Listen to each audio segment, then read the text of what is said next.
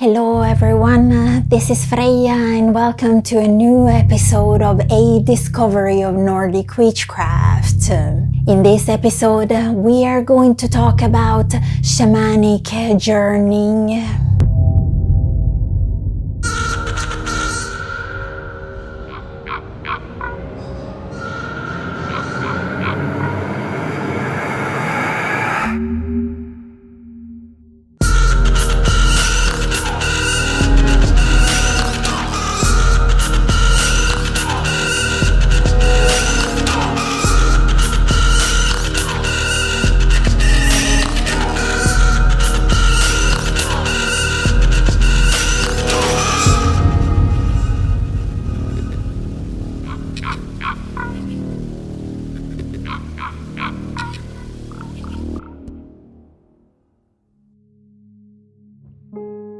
Shamanism is the path of the opening of the sacred imagination.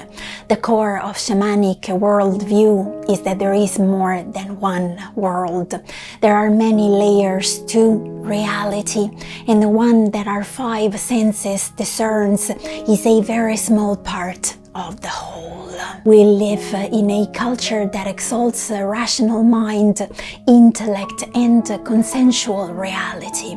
In our culture, opening the imagination is a radical act of disobedience to the prevailing powers. We grow up creatively malformed, like those massively pruned miniature trees, because we think they are beautiful like that. Imagination is the banquet table at which gods and human meet to feast with one another. Shamanism is the most powerful antidote to the soul shrinking powers perpetrated on us by the modern industrial machine mind. Shamanism includes the belief that the natural world has two aspects: ordinary everyday awareness formed by our habitual behaviors, patterns of belief, social norms, and cultural conditioning, and a second non-ordinary awareness accessed through altered states or ecstatic trance induced by shamanic practices such as repetitive drumming.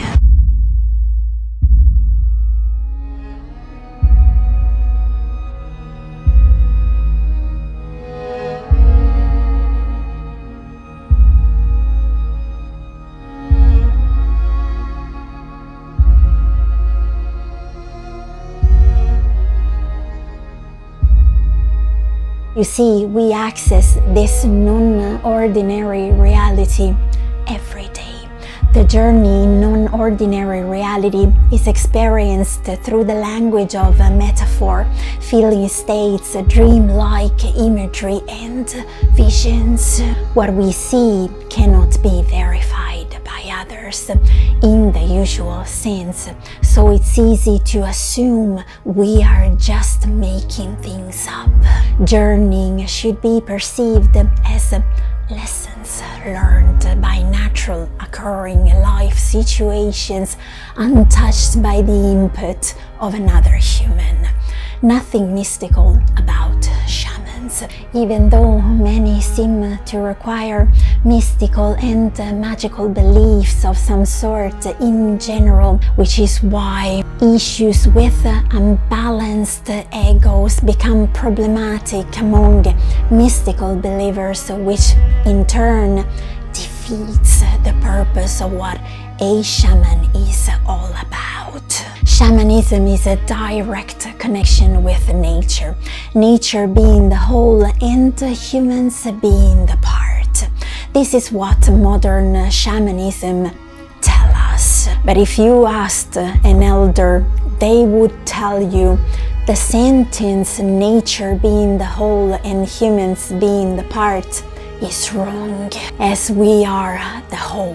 That is why we can experience shamanic journeying, because we are nature, not merely a part of it. Simple as that. I think this may be why modern shamanism is incomprehensible to real traditional shamanism. If anything, modern shamanism is fully out of sync with the core meaning of real shamanism. Shamanism used and uses art therapy, psychodrama, dance, gestalt, visualization and music to promote healing. If you look at the practices of any shaman and you analyze them from a psychoanalytic and psychotherapeutic point of view, you will find that much of what we think we have invented in the 20th century has always traditionally been done by a shaman. I believe through my own experience that the non-ordinary reality we can access through the shamanic art is an actual place. Non-ordinary reality exists at the imaginal level in the imaginal realm. When someone asked Jung about it being only the imagination, Jung answered that the imagination is everything, which I agree with. Where we go in the imaginal realms from a shamanic point of view is that we go to an actual other reality. What the shamans discovered thousands of years ago is what the quantum physicists have now discovered. Three-dimensional reality of time and space is not the only way of seeing reality. It is not the only perspective. We are looked into an ego state, which sees everything as a solid. The universe is real, it's here, and it's tangible. But when we move out of that three-dimensional view, we move into another reality. If we look around, what we see is so lost at a personal and social level because we no longer trust our imagination. I believe that when I work shamanically, I am working in a non-ordinary reality, which parallels this three-dimensional reality and also informs it. So if you make changes in the non-ordinary state, they will have effects in ordinary reality. A journey is a time-honored tool of many native cultures. It involves entering a state of non-ordinary consciousness and having an out-of-body adventure in a rich landscape that some might consider a parallel universe. Reality is, with experience, the question of making things up becomes irrelevant. What matters is the healing and the transformation that takes place. And you become, as the shaman of old, one who knows. Not as a matter of faith, but from your own direct experience. There are different cultural ways of accessing the non-ordinary reality.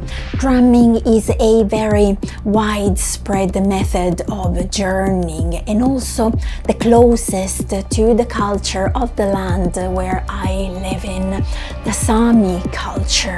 When people listen to shamanic drumming for any length of time, control tests indicate that 74% of any sample group will have shamanic visions just by listening to the drumming.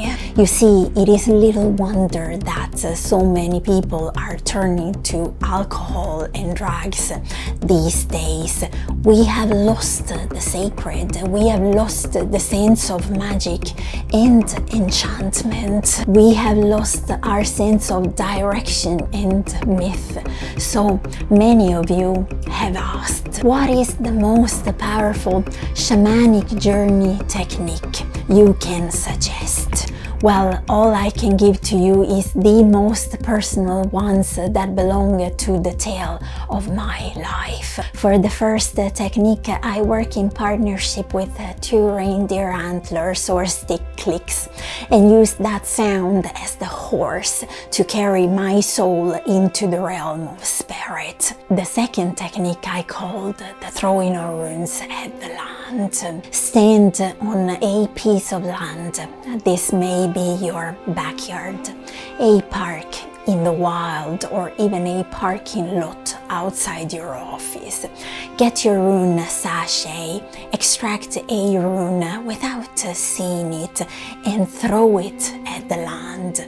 In the moment you throw it, see and feel a line of connection from you to the grass, a tree, a cloud, the sky, the dirt, flowers, to anything nearby not manufactured by humans. Where you have thrown the rune at, allow the land to throw that rune back at you. Turn it and see what rune you received back. Many times the rune you receive back in the spirit realm will correspond to the rune you have physically thrown at a tree, for example, in the beginning of your journey. The rune you received back from a tree, for example, that rune is simply the energy the tree is sending back.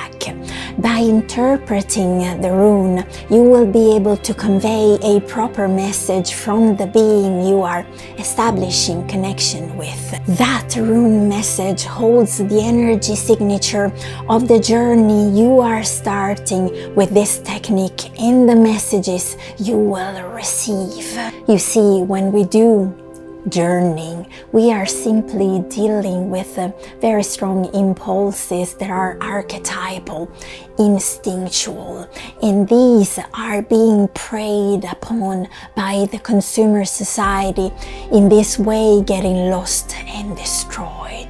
Don't buy into the illusion of great journeying rituals and the myriad of objects needed. Ritual preparation, techniques upon techniques, never-ending lists of do's and don'ts.